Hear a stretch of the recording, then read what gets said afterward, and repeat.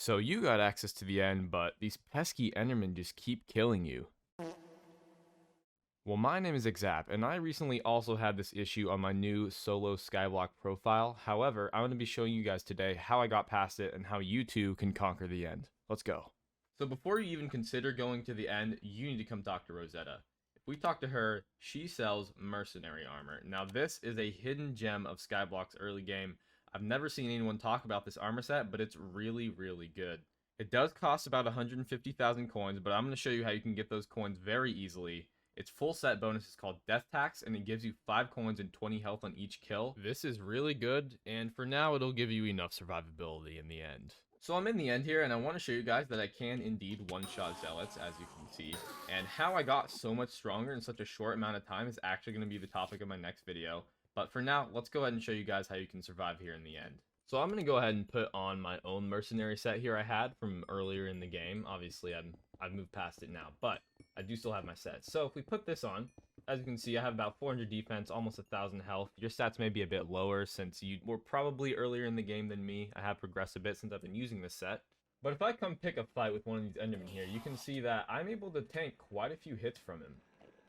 Now, you might be able to tank less hits if you have less health, but your defense should be about the same. So you can take quite a few hits from these guys with this set. Now, the next step is going to be figuring out what weapon you want to use. So you have a few different options here. The one that I went with was the AOTE.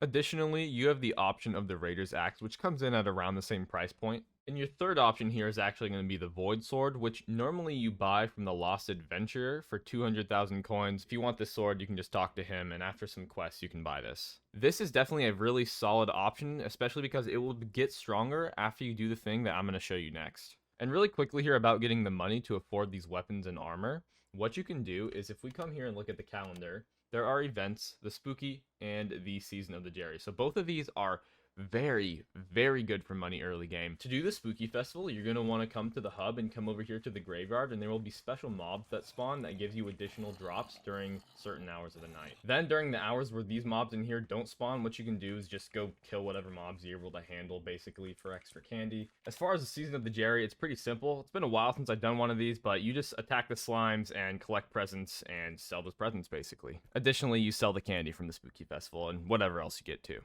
But like I said, with just 1 or 2 of those, you should have enough to afford both this armor set and the weapon you need to move on to the next step. So once you return to the end with your gear in hand, essentially what you're going to be doing is just killing a bunch of these Endermen. So I actually can one-shot them when I crit, but you guys will most likely be 2-shotting them, maybe 3-shotting them. When I was doing this, I was 2-shotting them, but that's totally fine. As you can see, what we're grinding for right now is the Ender set, and I just got a piece of it. So it really actually isn't that hard to get. It's a pretty high chance to drop now. It used to be a lot more rare, but that's because you used to be able to sell it. Now it's sold bound to your profile. But yeah, it shouldn't take you too long to get. You just need to run around killing a bunch of these guys and wait until you get the full set.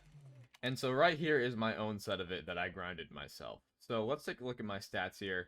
388 defense, 958 health.